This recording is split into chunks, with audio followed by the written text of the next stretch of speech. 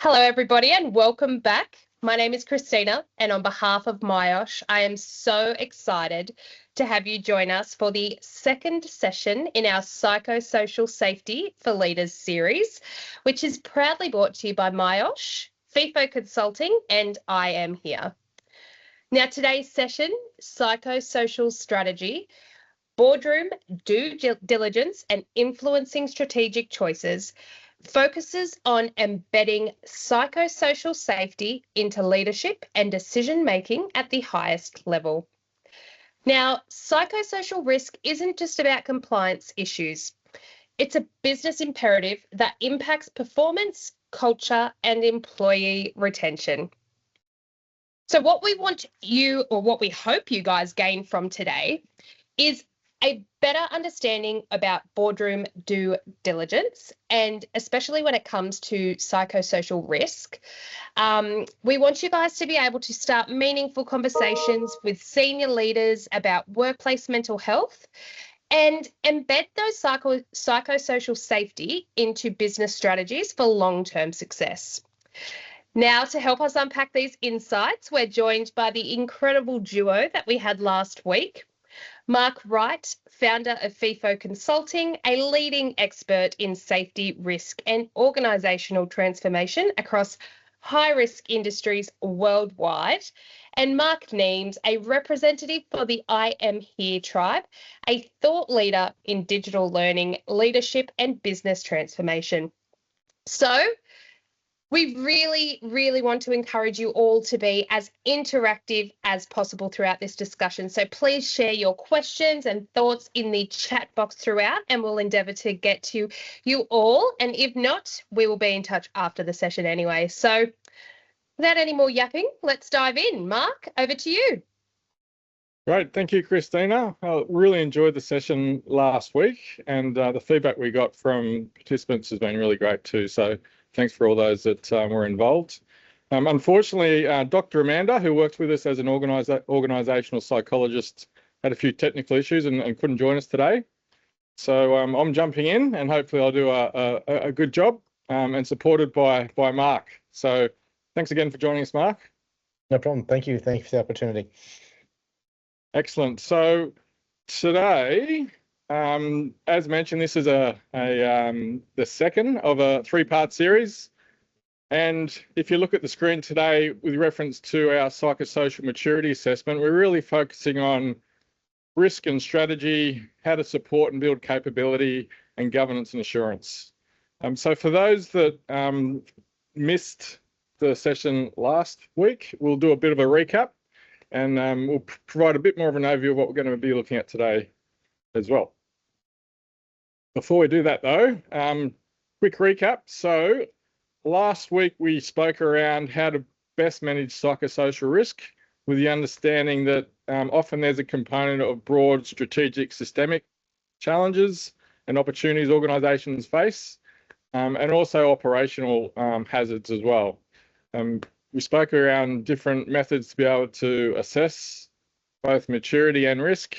And then fundamentally we said, regardless, one of the take-home messages there really is to focus on building trusted, empathetic leaders to work with your workforce to better understand their needs and help them on a day-to-day basis.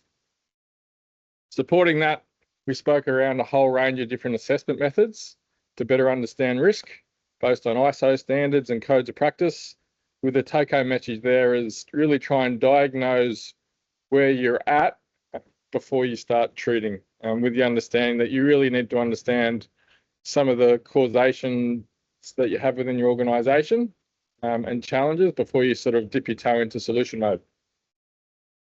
And then lastly, we spoke around some concepts around controls, looking at the health continuum from response, prevention through to promotion.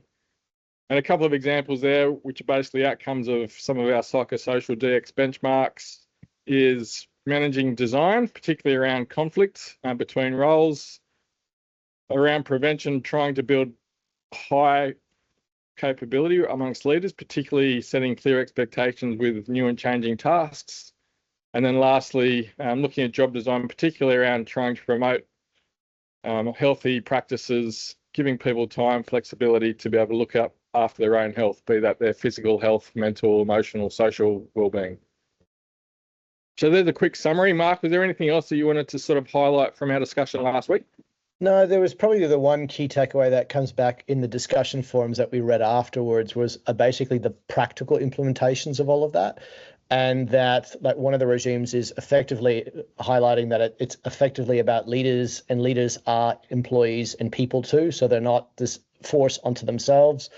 And effectively that the organization itself, if you do nothing in this space, being an empathetic leader will and acknowledging that there are mental health challenges is effectively 50% of the challenge. So if you just acknowledge that there is mental health issues that are going around inside and outside the organization, just that awareness piece alone is about 50%, the data shows us, of moving forward for a solution.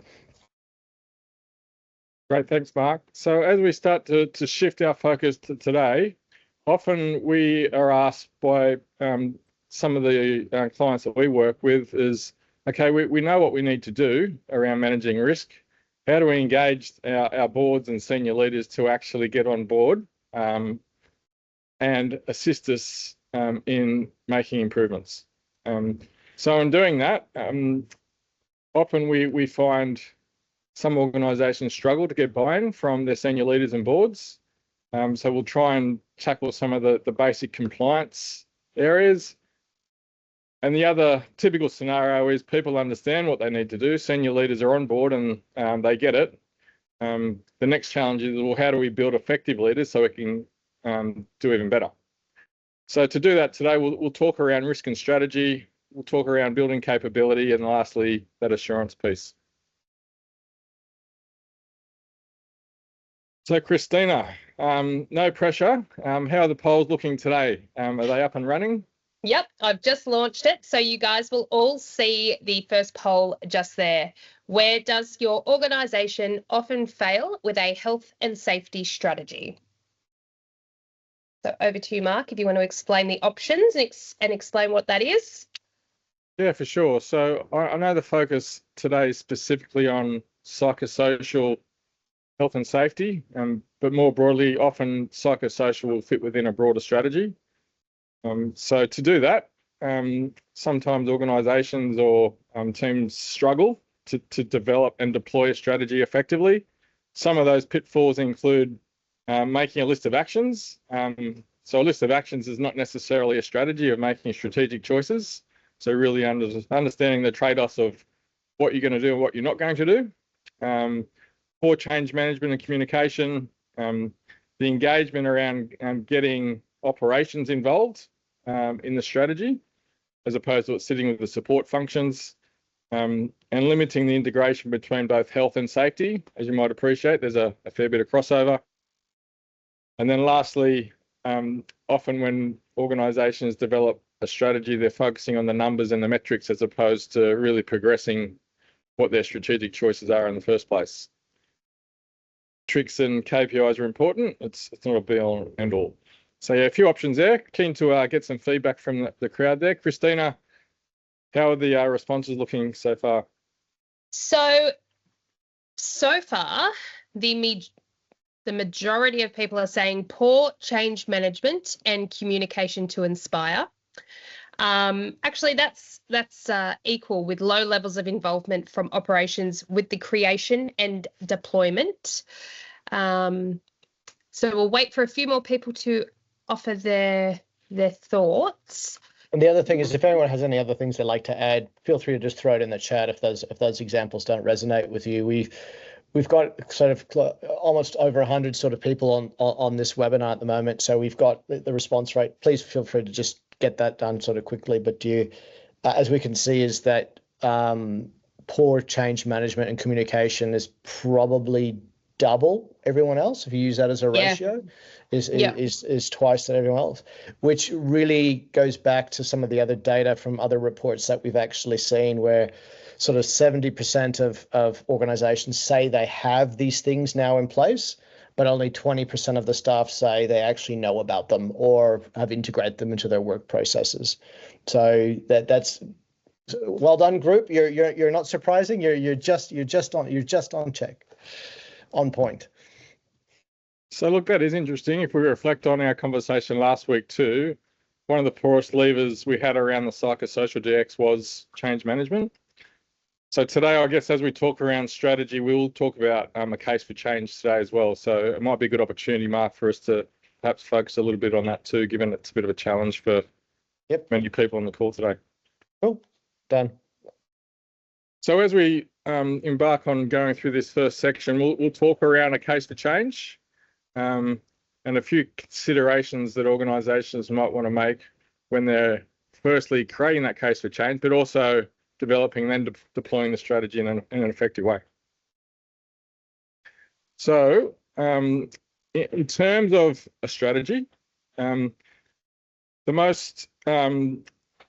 top three correlated links between people saying there's a link between their job and their organisational goals based on our psychosocial DX data include expectations not being clear, or there's some sort of conflict with their role, organisations not setting clear expectations during periods of change, and then finally not providing clear expectations during periods of change. So I guess you can see here there's a recurring theme here around the management of change, and some things people might want to start to consider is how they coach their leaders to best manage change and setting clear expectations around their strategy to get the best out of what they're trying to achieve.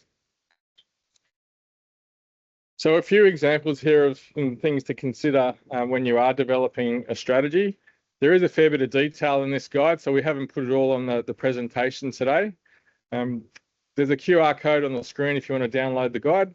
But essentially what this 5 or 6 step process is giving people guidance to is how to effectively develop a psychosocial strategy so it is hitting the mark. So often it's about creating a case for change, for getting people to buy in, not just the senior leaders, but the operations and all of those people that are involved that might be affected by what you're trying to achieve. So, a case for change often can involve a focus on compliance. It could be a focus on culture and getting the hearts and minds on board. And it could be a range of other internal, external factors with a view of trying to articulate the reason why people might want to shift their way that they're operating, behaving or thinking to align with a proposed strategy that you're coming up with.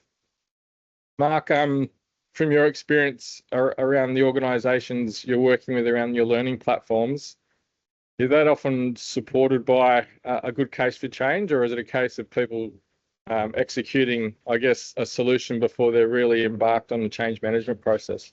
From a learning perspective, 2 things basically happen. Number one is managers tend to come to their teams and say, we need a this. They go straight into solutioneering mode. They say, oh, we've had a problem with this. So they say, oh, we need a podcast, we need a video, we need a CEO message, we need they go straight into solutioneering before they actually take a step back and say, well, what is the evidence of need, right? So number one is we say, from a learning outcome perspective, we'd say, what is the evidence of need? What's the data before you go into solutioneering mode that you have that this is a need? And then the other thing is the priority of that need. So the reality of organizations is they've got all of these competing priorities. So is the need, to be blunt, is the need for psychosocial safety and awareness higher than the need for X, Y, or Z that are already in our hierarchy of things we need to do? Especially if you're dealing with shift workers or people that are on split shifts, or on different time zones. So you sit there and say, well, if we do make this a priority, how are we going to communicate that to people amongst all the other stuff we're communicating with at that particular point in time? So they're the things that we come back. So yes, in a lab, one-on-one, it's the most important thing to us, but the actual distribution, commercial, frontline staff reality of where this sits in the hierarchy of needs from a management perspective, is something that needs to effectively be addressed, and be quite honest and upfront about that.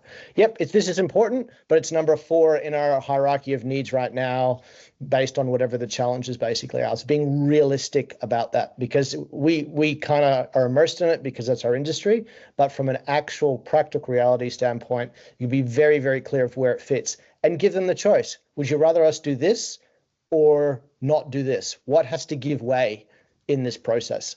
That's something that's always something that we find that comes out again and again when we're talking about this. So as we progress through the presentation today, we won't go through each of these 5 or 6 steps. We'll just focus on 2 or 3, with the view of just trying to share learning and bounce around a few ideas and hopefully get people involved and get your input too around some of your experiences around an effective strategy.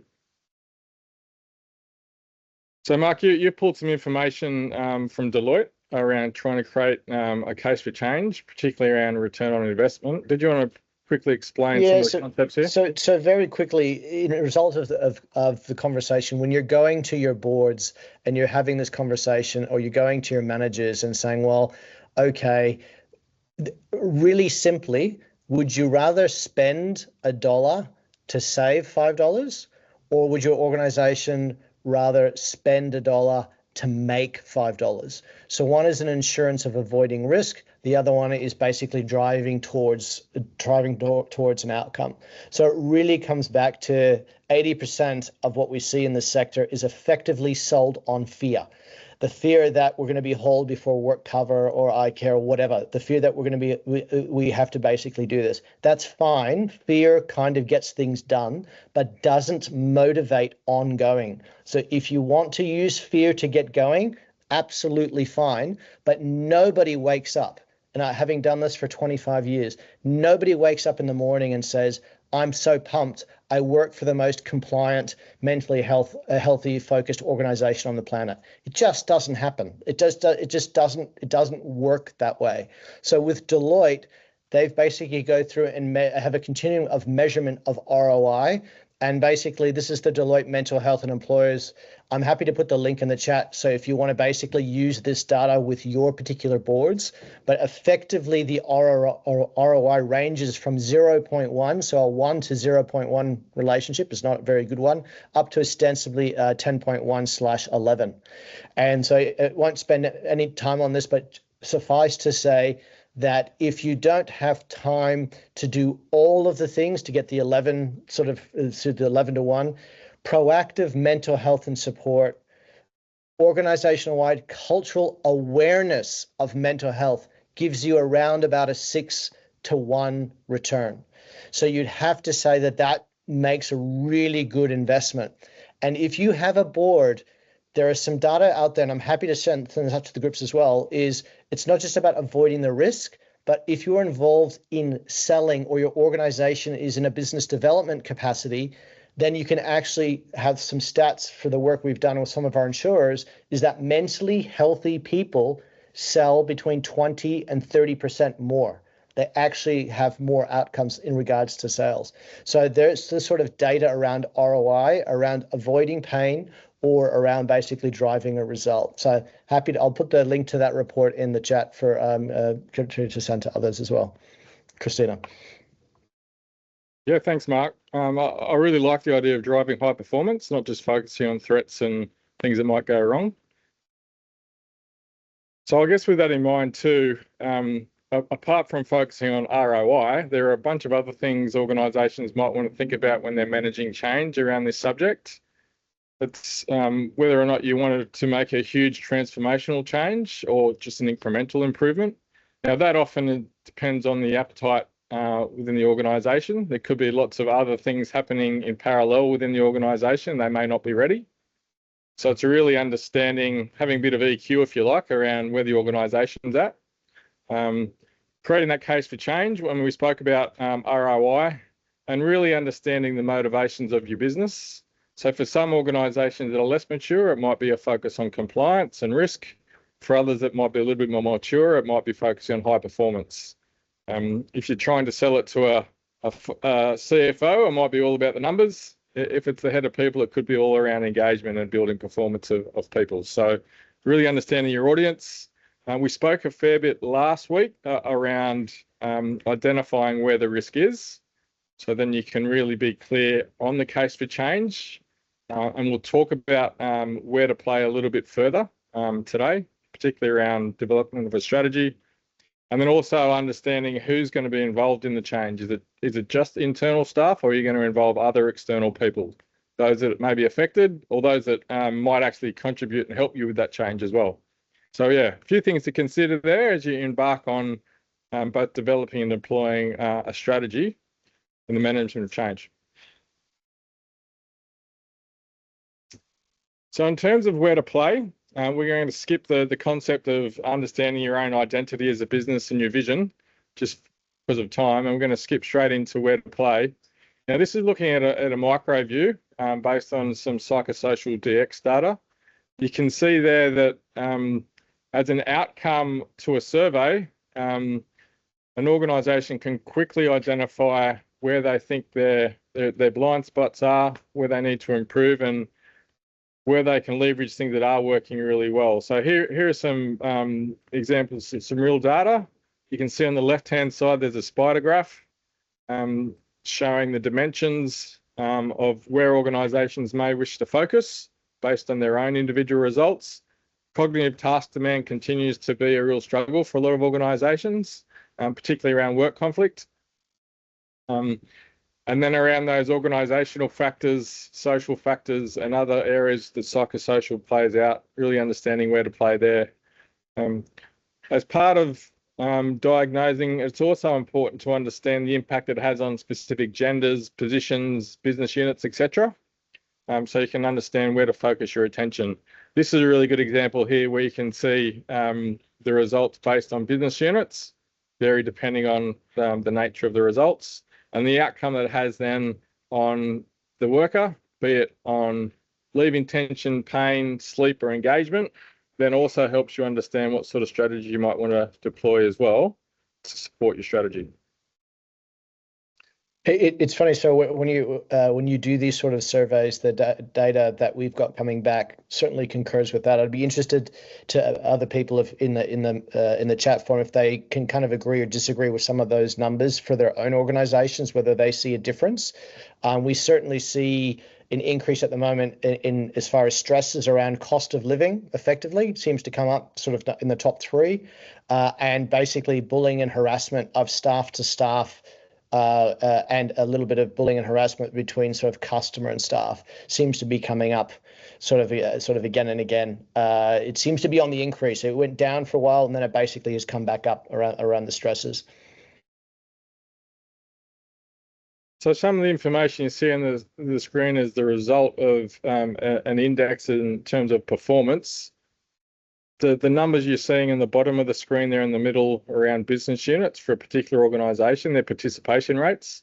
So again, that might influence where you spend your time and effort to get the best return on investment. If you've got a large cohort who are struggling, you might want to focus your attention on particular areas rather than a broad blanket approach.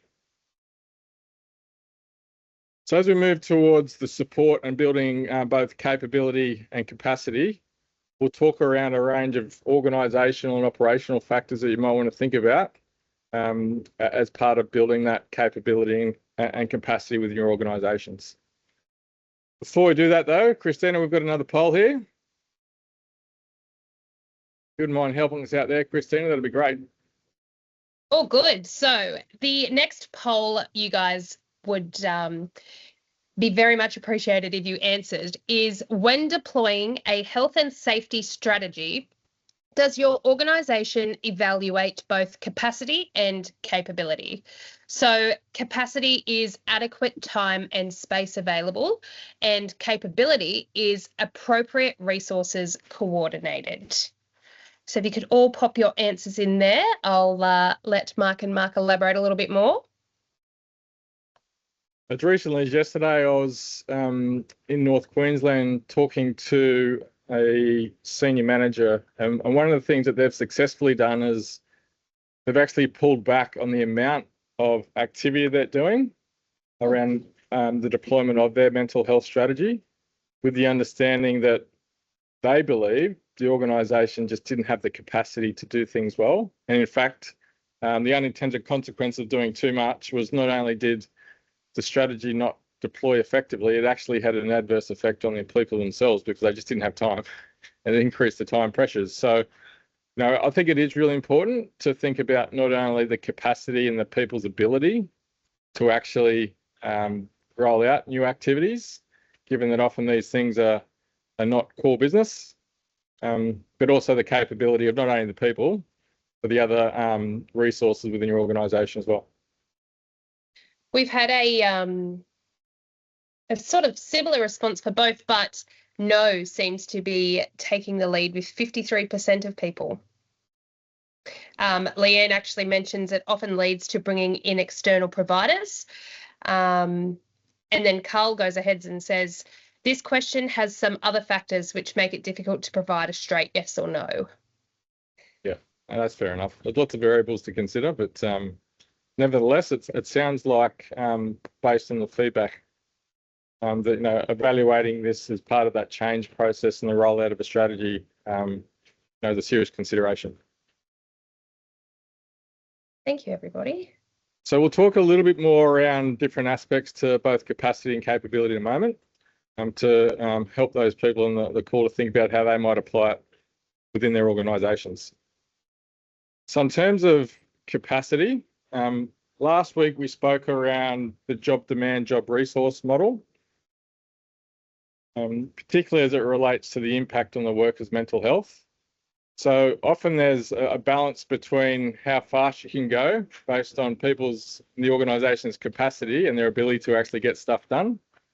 Now that's at an organisational level, and drilling down to the individuals as well. It's really important to understand those factors that relate to individuals as well. So, Marc, from your perspective, particularly around building capability, do you find there's a bit of a mismatch between how fast the organisation wants to go and the ability of people to actually consume information? Generally, there's too much information for people to consume. Again, it depends on the type of employer. If it's a shift worker or a production worker, for example, even today, how many people can take time from their day to have a session at lunchtime, jump on a laptop? It really depends on how you get in front of where they're actually at. So for us, it's a logistics and distribution problem, not a quality of content problem. So as an example, if you're going to we did some training effectiveness around in a previous organization around, for example, for courier drivers. So how would you do a program for courier drivers around, say mental health or safety or anything, when they come back to your depot once a day, twice a day, pick something up and then they go? There may be a contractor, etc. So for that particular organization, the content wasn't the problem, it was the distribution. So what we did for that organization is we literally created a fake delivery box that was actually empty. But you know how they scan their QR codes? When they scan their QR code, they know they've got on average 7 to 10 minutes basically for that delivery. So that 7 to 10 minutes was effectively a paid for delivery, but it was actually a learning module, a learning event for the contractors to use, but it was in their existing workflow. Right. So you have to start thinking about where the learners or where the people are actually at. Right. Because if you don't think about that, like I said earlier, it's context, not content anymore. It's effectively, we all have too much. We need to get to where the people are actually at. So if we can achieve that with a 30-second video, a 1-minute text message, a half-an-hour tribe members course, whatever it is, we go to where those learners are actually at to basically reach them in the time frame that we can.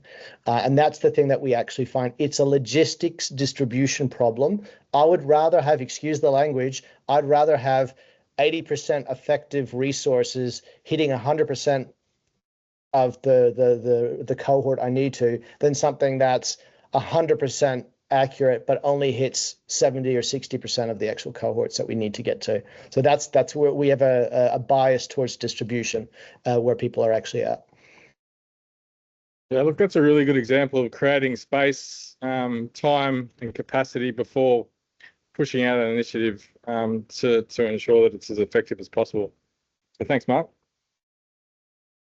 So in terms of capability, in terms of trying to understand where your capability focus areas are, last week we spoke around the use of the psychosocial DX to drill down to understand some of those hotspots.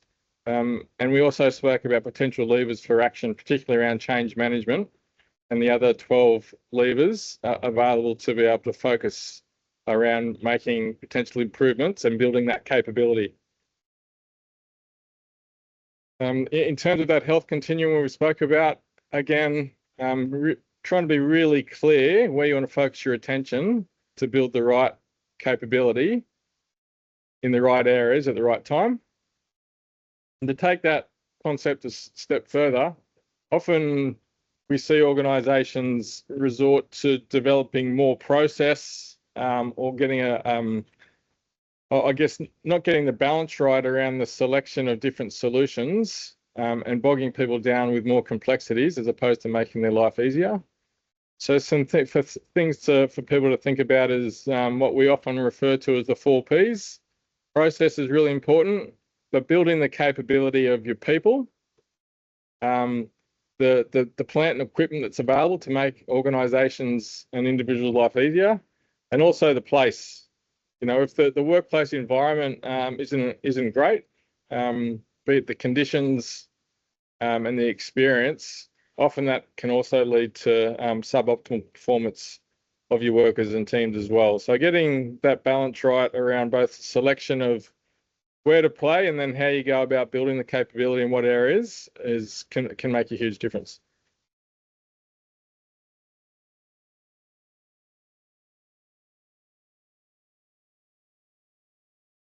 So Marc, I'll hand things over to you to talk around the building of capability as it relates to the tribe training that I'm here have.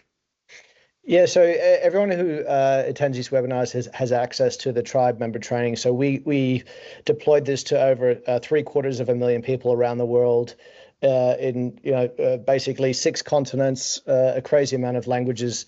And effectively what a tribe member for us actually means is that under the premises that it's okay not to feel okay, and it's absolutely okay to ask for help. So when you look at the stats around sort of mental health and sort of well-being, if you're talking about a manager, the manager feels that they don't necessarily want to ask the question because they feel they have to become the counselor.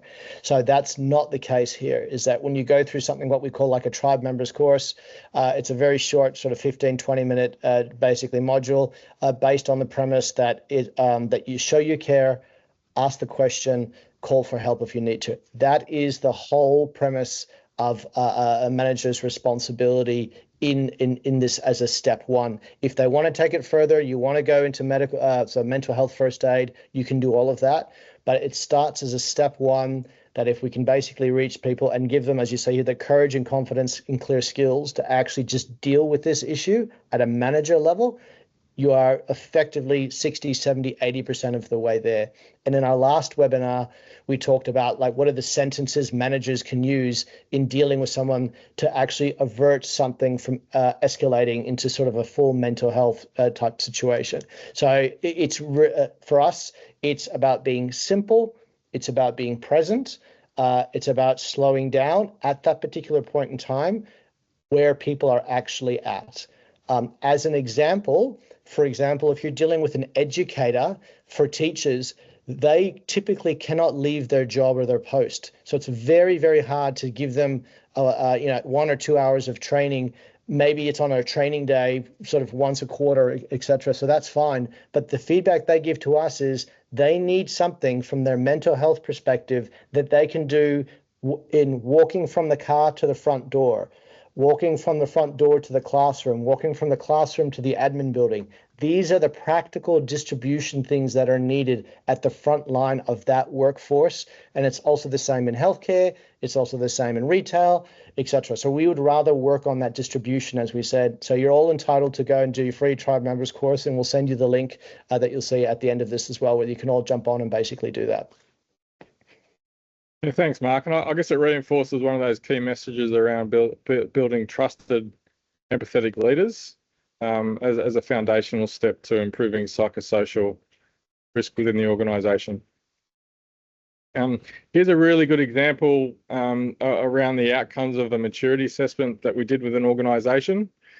And I guess in summary, what it's trying to demonstrate is results around the overall performance of psychosocial management within an organisation. So the first pillar there on the left-hand side, looking at all those broad factors based on survey results, what their people are saying around the 4 aspects there. So on those 4 aspects in particular, this organisation was rated as capable. But around their systems and their processes, not quite as good at the developing stage. And then working with the organisation, understanding the levers for change, we're able to then focus on values, beliefs, job design, and again, change management as being a bit of a challenge for that organisation, with the understanding that underneath each of those levers were a bunch of specific areas of focus based on the diagnostics that were provided. So yeah, really understanding the overall performance, what people are saying, what the systems are saying, and where the capability should focus to improve psychosocial outcomes. So around assurance, often organisations have got some sophisticated or quite mature systems around physical safety, around audit and assurance. And applying the concepts of lines of defence is often considered to be leading practice around arming the frontline operations first to ensure that controls are both in place and effective, using support functions like HR or the health and safety function and the like to support another level of assurance, internal and then external assurance. So having those layers of defence in a coordinated fashion can help ensure that controls are not only in place, but give everyone in the organisation some sort of assurance that things are okay. And as organisations start thinking around their own assurance programs, often it's a case of saying, well, how can we integrate psychosocial factors and the controls we have around psychosocial factors into that assurance program? Doesn't necessarily need a whole new assurance program for managing psychosocial risk. It could be some simple things you can add into an existing framework. An example of that could be some sort of an assessment. It could be the evaluation of other measures or metrics or controls that you have in an organisation to be able to track those over time. So Marc, from your experience dealing with boards and the like, have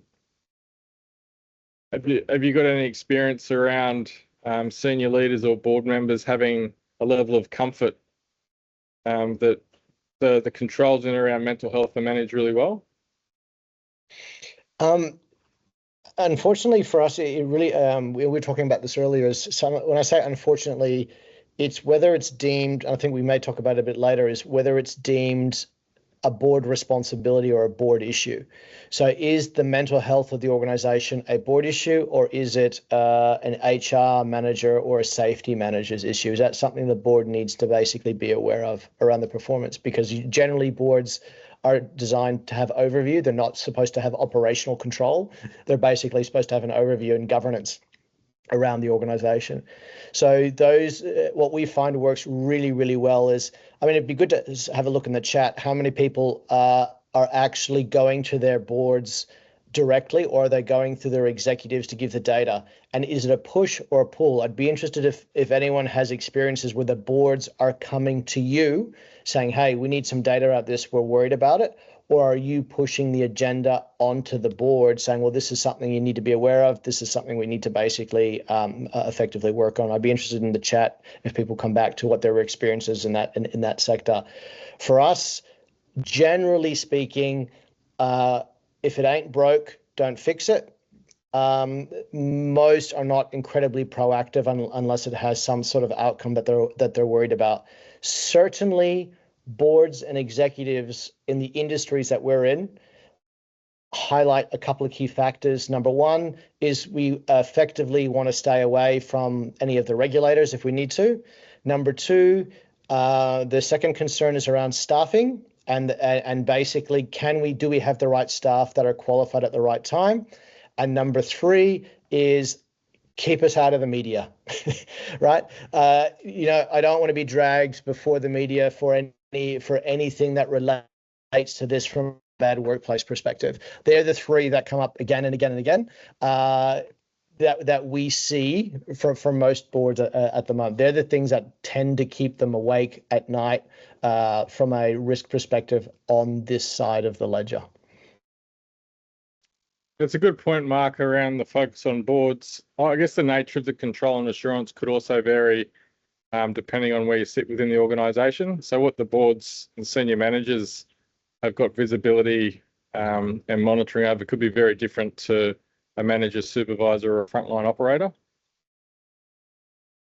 So is there any feedback on the chat there, Mark, so far? Yeah, so effectively we've got board regular required reporting. Generally a board will want sort of a graphic, very basic metrics like show us what level we're at, are we sort of compliant? Generally pushing up the hill. When superiors pull for information, it's very simplistic. Most employees don't hear from boards because that's not really, the board isn't necessarily supposed to effectively interface with the organization. A great case in point around this sort of stuff is, I mean, how many of us have seen, for example, issues around, say, cybersecurity in the last sort of a couple of years, the incidents where things have gone wrong in cybersecurity, and what has that meant? Now, have boards, even though people have been saying to those organizations, you need to do this, you need to do this, you need to do this, you need to do this, and it's been documented that people have been saying that to their boards for a long time. And then it was like, well, until you basically get hit by a cybersecurity incident, then you get reactive and everything basically happens. It's just human nature at the end of the day.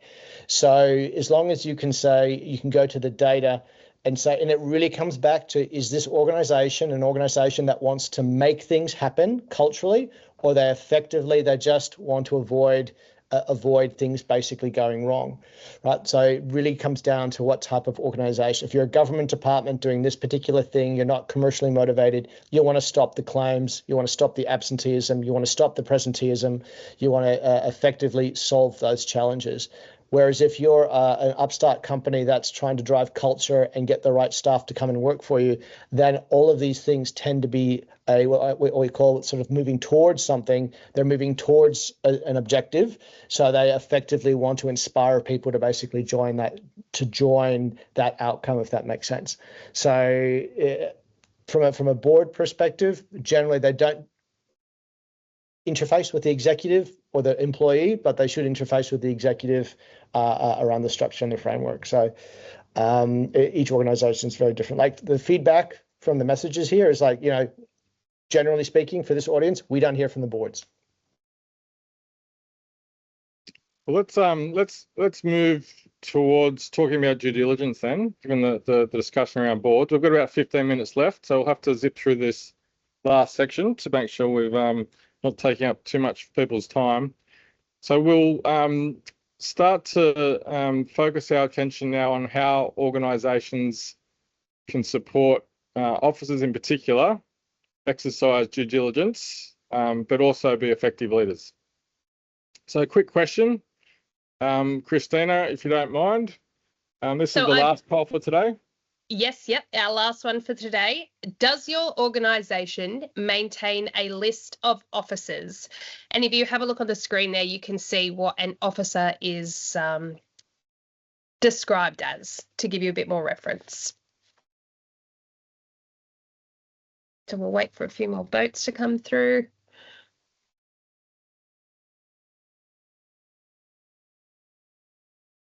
Generally, yes, is the outcome. So far, 76%. It's a positive result. Yeah. Although it's saying that 25% aren't, which also is not great either. So, but it's good to see the majority are.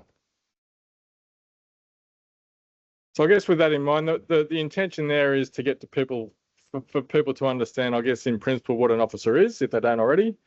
Because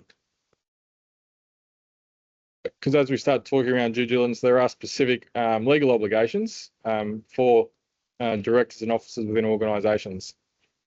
So in the chat, really keen to understand from people what their organisations are doing. On the screen here is basically a summary of the legal requirements in the WHS Act across most jurisdictions in Australia. And the framework from officers maintaining knowledge, understanding risk, ensuring appropriate resources and processes are in place, ensuring processes are in place to verify compliance, but not only verify compliance, verify the steps of 1 to 5 prior to that. So not a new concept for many, but yeah, really keen to understand from people today what their officers are doing and their organisations are doing to exercise due diligence across these areas.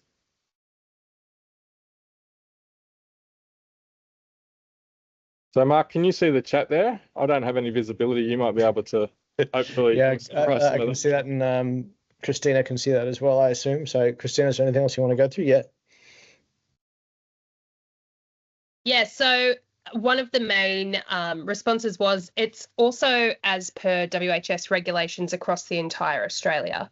But again, it's just mainly yes was the answer to the poll, and there haven't been any more chats since that.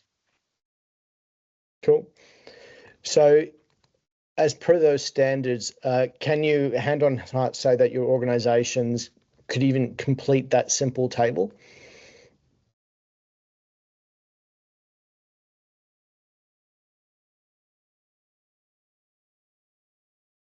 First up, no. No.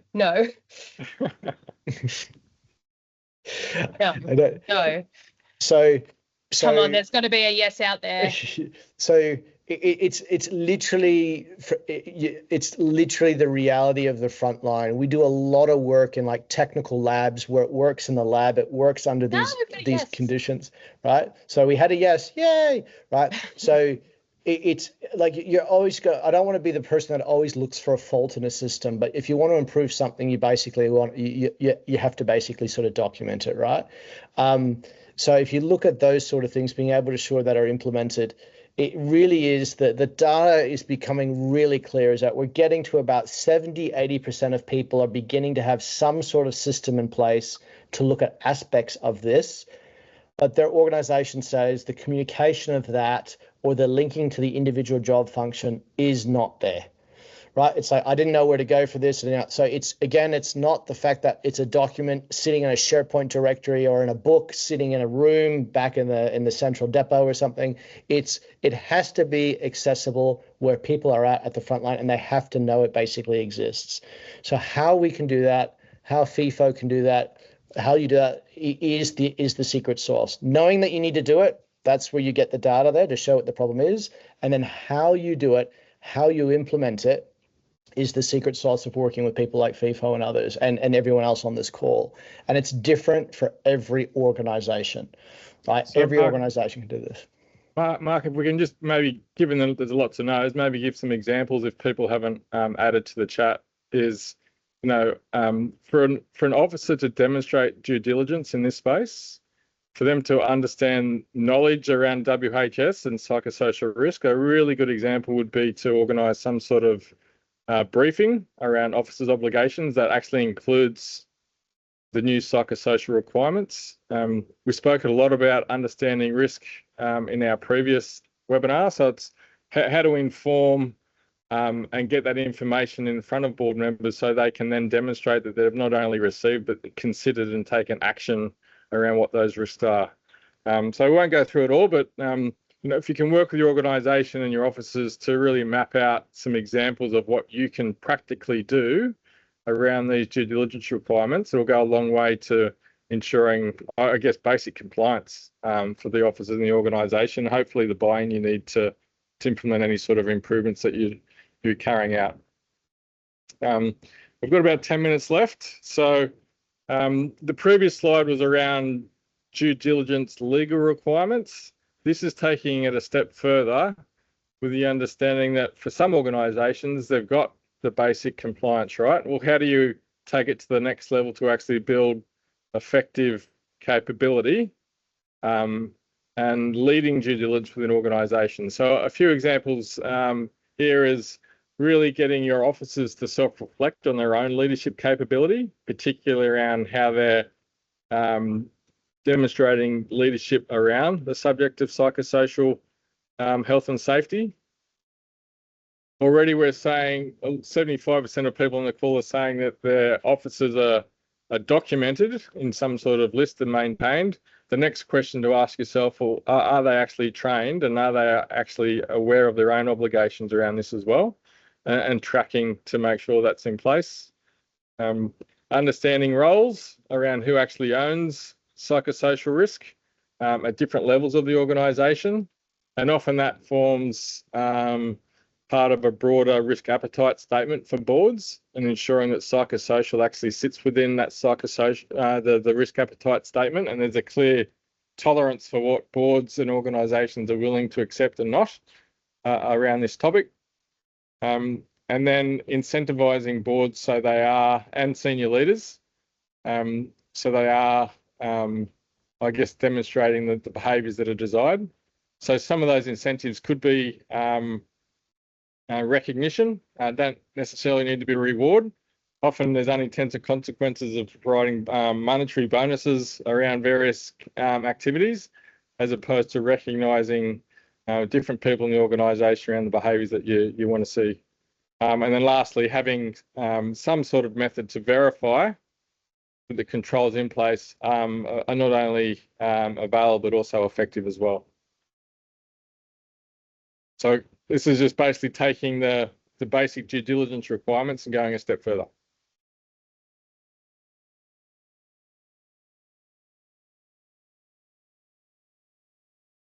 This is another really good example of how BSA Limited have successfully integrated the reporting of health, wellbeing and other safety metrics, not only within their board reports to, I guess, move away from lag indicators, but they're also using it to report to shareholders and part of their AGM for the broader stakeholders and shareholders that are involved in the organisation too externally. So again, a really good example of how you can integrate health and safety or psychosocial into the board agenda, not only to influence internally, but to influence those stakeholders externally too, around your own brand and reputation. So a few takeaways today. First, really understanding the risk, your risk appetite, and then how to build an effective strategy around psychosocial health. Getting the right support to both understand the capacity and capability across those 4 Ps. So the process, the people, the place, plant and equipment. And then lastly, having methods in place to have effective assurance to ensure that those controls are not only in place, but effective too. And that could be at a very senior level with officers demonstrating and exercising due diligence, all the way through to other lines of defence, from frontline operators all the way through to having other forms of both internal and external assurance as well. Marc, is there anything else that you wanted to sort of summarise there as a way of wrapping up? No, I'm happy if people are happy. Are the people happy? I don't hear any disagreement, so I'd say yes. So one question that did come back was like for around the size of organizations to typically implement something like this would be. So if you're someone that is looking at this based on different size organizations, then I mean, who do we really target with something like this? Who do you find is the sweet spot for this sort of intervention?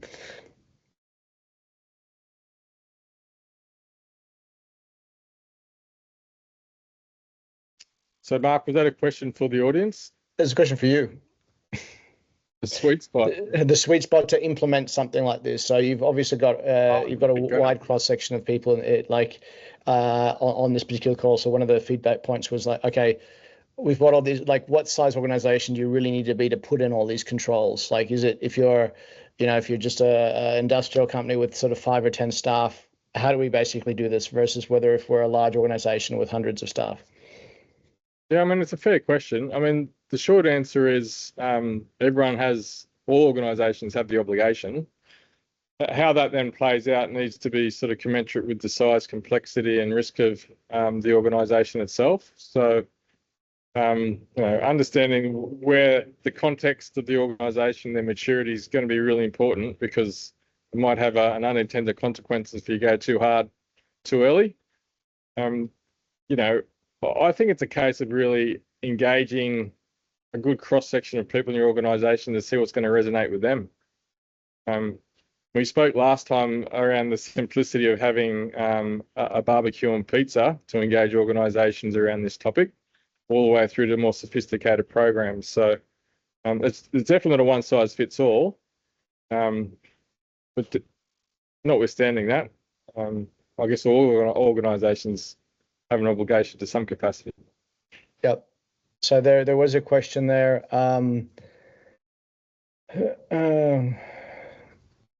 Okay, so please also comment on this across Australia, predominantly no-fault system around workers' compensation. So the system preparation and implementation is critical. Still, there are risks of more claims and premium change and there's a lack of scrutiny on the claimant. Do you have any comments on that? Yeah, look, I mean, it's definitely a risk organisations need to manage. Lifting a lid on this topic when the organisation is not ready can be a challenge. Given that the workers' compensation is a no-fault system, it's not uncommon for incidents to rise or claims to rise as the awareness around this topic increases. It's not an excuse to do nothing, of course. Just a matter of trying to understand the implications and how you manage that change in a progressive way. Often, if an organisation is not ready, taking a slow transitional approach is probably better than a big bang approach. Yep. That can scare people, but also have that unintended consequences. Yep.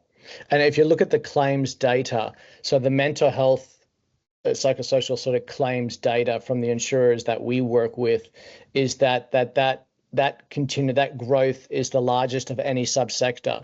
And then what you are seeing is there's also basically add-on claims. So if you are physically injured, then the physical injury might be addressed, but then there's basically a mental health claim effectively around that as well. So that basically comes as a result of it. So the cost base of the claim is, without fail, most people will say that it is absolutely best to avoid the claims if you can in the first place, for all considered. From a mental health perspective, and certainly the laws around that have sort of tightened up in regards to, you can't just sit there and say, oh, look, I feel mentally stressed at work, so I'm just going to go off and make a claim. It's like there are barriers to that. There are basically hierarchies that you need to get over.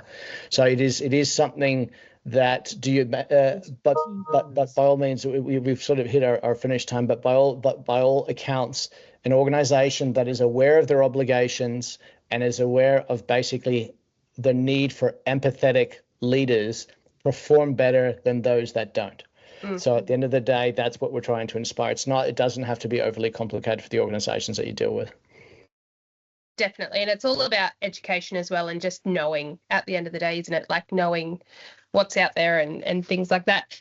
Thank you so much, Marc and Marc. Again, an incredible session. We have had an overwhelming response of thank yous in the chat box. So I know this will be rewatched many times to come.